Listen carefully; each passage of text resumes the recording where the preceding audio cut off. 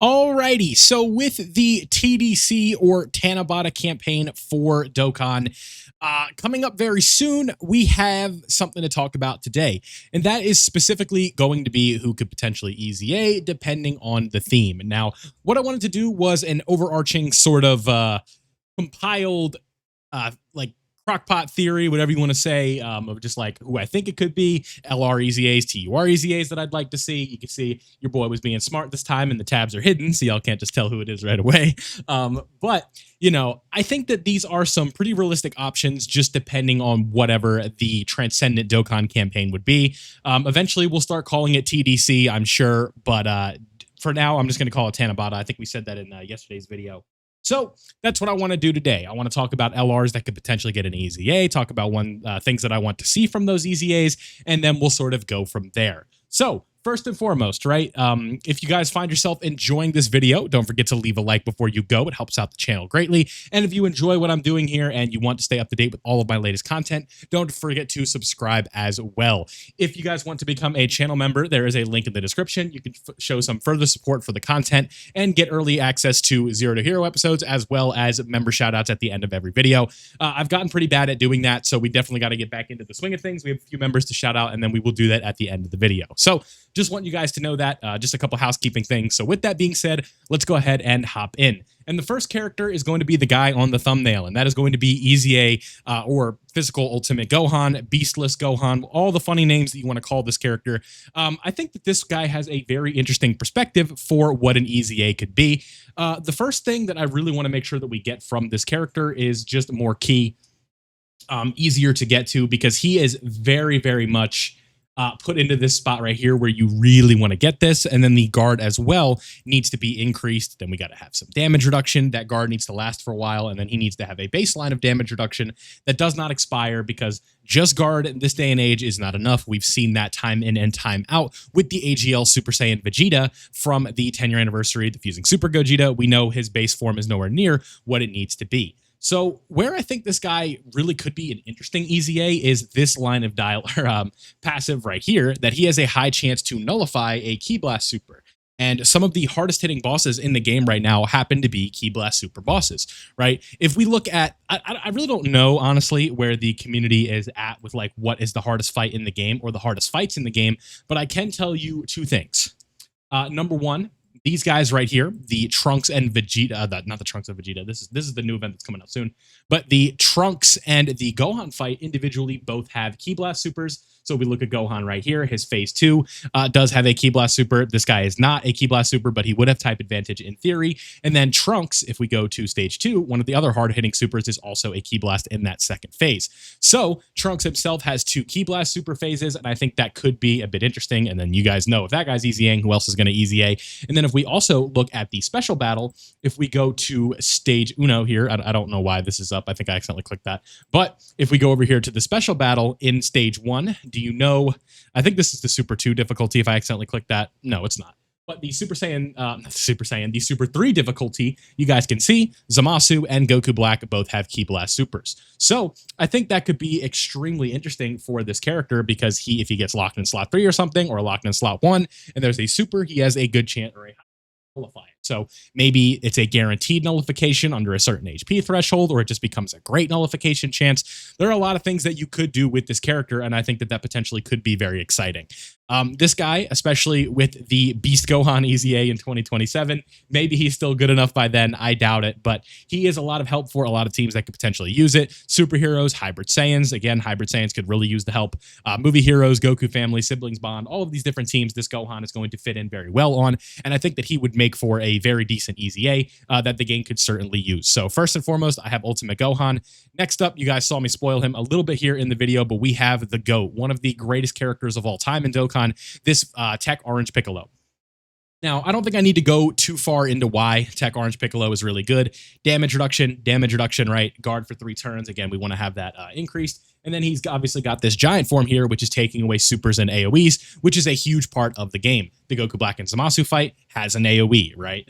Has super attacks. Every fight in the game, for the most part, and unless it's a very special scenario, every realistic endgame fight you are ever going to play, the enemy or the bosses are going to be super attacking. Now, again, bosses might have gimmicks, they might play out a little bit different every time, but the core philosophy of the game, bosses are always going to super attack, and they're every once in a while going to have an AoE. So this character's ability to take them away, I think, is extremely valuable, and this guy should be a pretty easy, I don't want to jinx it, but it should be a pretty easy setup for them to get this guy back to where he needs to be. I don't think he's going to be number one in the game just because the game plays so much differently now compared to the way that it did in early 2022, going all the way up through 2024. Bosses have had like major inflation, not only in HP, but in attack numbers, in super attack numbers, the way that they're doing, the gimmicks. There's a lot more locking fights now. So this guy right here, again, I think has a ton of potential, and that giant form is always going to have some form of value, but it's going to be interesting to sort of see how this EZA would play out. And this is all under the premonition that TDC would end up being superhero. So Arch Piccolo, very good EZA. I'm fairly confident that Omatsu and them are going to get this one right. If they don't, they don't, but I'm feeling pretty good about it. So let's go ahead and move on to the next one, and that is going to be Kura, Frieza's brother, right? This guy has, as every other character does on this list, some good potential. The attack stacking is nice. Maybe if he becomes attack and defensive stacker, that would be nice. But in here, he has, aside from raising his attack in defense and for doing attacks, he has no form of defensive gimmick. And you guys know in Dokkan what is king right now. There are three defensive mechanics that are king. Number one, guard. Number two, damage reduction. Number three, especially right now, evasion. Dodging. These are all of some of the most important things that the game could possibly offer, and that is going to be what we need to look for. So with this guy here, we need to find a way to give him guard. Maybe it's like part of the intro buff. Then we need to give him some damage reduction, or we just need him to straight up have like a 70% chance to dodge right away. Otherwise, I feel like this EZA could be a bit dead on arrival, just with the fact that he does not have that slot 1 capability. And right now with his teams, we just look around, Terrifying Conquerors, Movie Bosses, Transformation Boost. Movie Bosses was definitely all the way back there for a bit, but after the 10th anniversary, it did kind of fade a little bit. Space Traveling Warriors is all right. Wicked Bloodline still has a lot of work to do. And then if we look at the similar linking partners here, we just are in a bit of trouble with this unit because they're just not very really any good options here, right? Metal Cooler, no good. This guy's no good. This Super EZA is decent. This baby is decent, but he can't run him anywhere, right? This Full Power Freeze is okay. STR Cooler, unfortunately, the TUR is dead. So that is just unfortunate. What we would really be hoping for is if we did go down like the Lineage of Evil or Wicked Bloodline sort of route for TDC, it would be like this guy right here, right? Like this guy would get a Super EZA and then we'd be in business.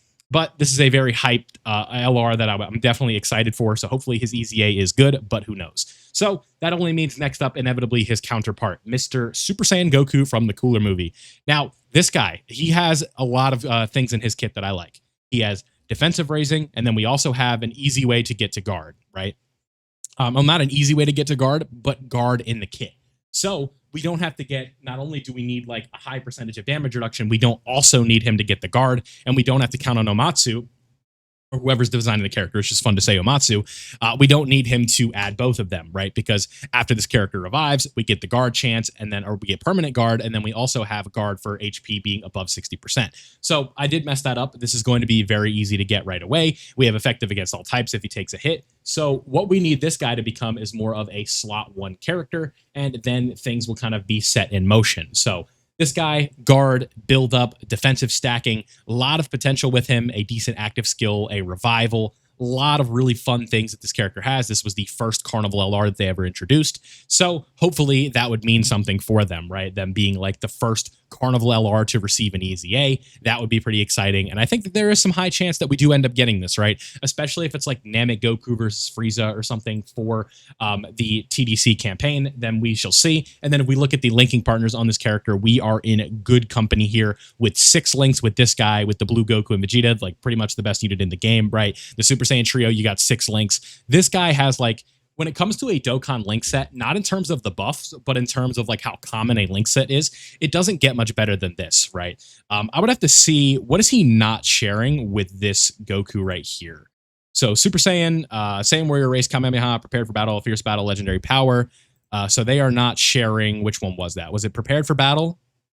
Or was it, I think it was Prepared for Battle they weren't sharing, right?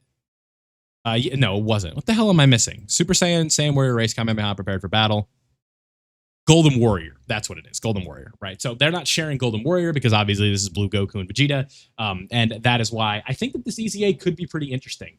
The problem is that this Goku in specific would be a slot 1 character for the dodging and stuff like that. And this character, in order to become effective against all types and get that extra defensive buff, you would need this to sort of be a slot 1 in order to get that. So maybe this would become like after an ally receives an attack, he becomes effective against all types and gets that extra defense. I think that's probably how I would do it. Maybe he does some support on these attacks right here for the floater. I'm not sure. But again, having a skeleton of guard right here and then a revival, this character has a chance to be extremely good. So next up, in terms of an anticipated EZA, we also have Metal Cooler. This guy has a chance to be like Fat Boo light in terms of what he could potentially do with his ability to just come in, slot 1, take a lot of damage, and die.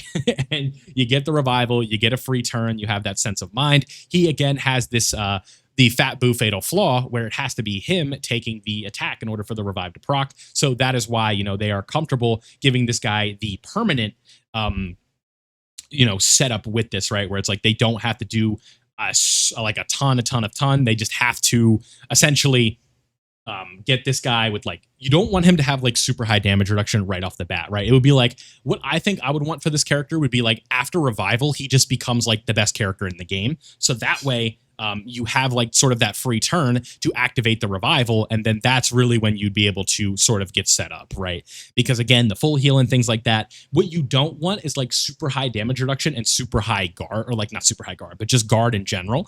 Because then if you were to have that, then he wouldn't be able to get the revive going. So maybe what I would want is like maybe like 1 turn of immunity, and then the second turn you could take like a ton of damage, you get the revival, and then the third turn you sort of go back to that immunity where you have 90% damage reduction turn 1, and then after that the 90% damage reduction goes away, but after you revive, then you revive with 60% damage reduction and guard or something like that, right? So like you have like the guard and 90% damage reduction right away, and then that damage reduction maybe goes down 10% per turn, or after the revival, it goes down to 60, just something like that, to the point where the character is going to be reliable for you offense or defensively for more than just that revival turn, where essentially his role is to just revive, right? That's literally it. So moving along, we have another Wicked Bloodline character, and that is going to be Golden Frieza.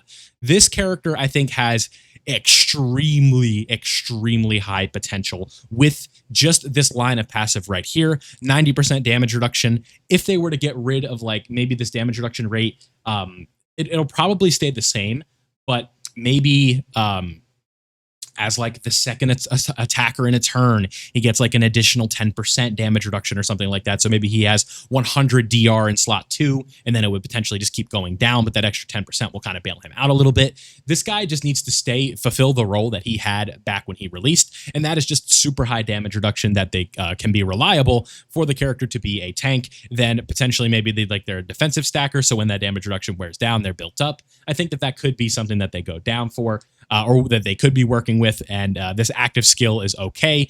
Being able to use it on turn 3, I'd say, is pretty good compared to some other active skills we've seen, and this EZA just has a ton of potential. So I hope they end up working out pretty well for him, but again, who knows? Moving along, we have Super Saiyan, Future Gohan, and Trunks.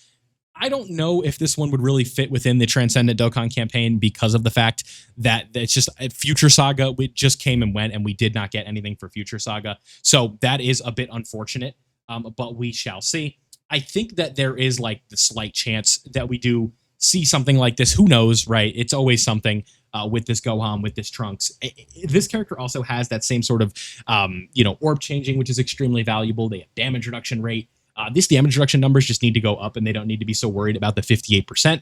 But this Gohan, after we revive, is bad now. But when he came out, he was pretty damn good. Just having a scouter at under 58% HP.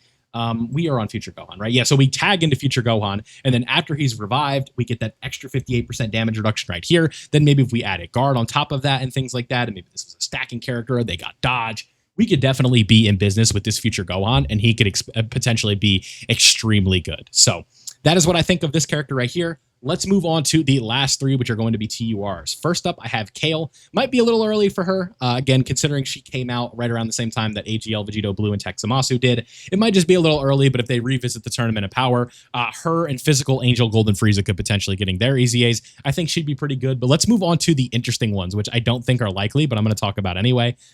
Golden Week Goku and Piccolo Jr. and Goku here.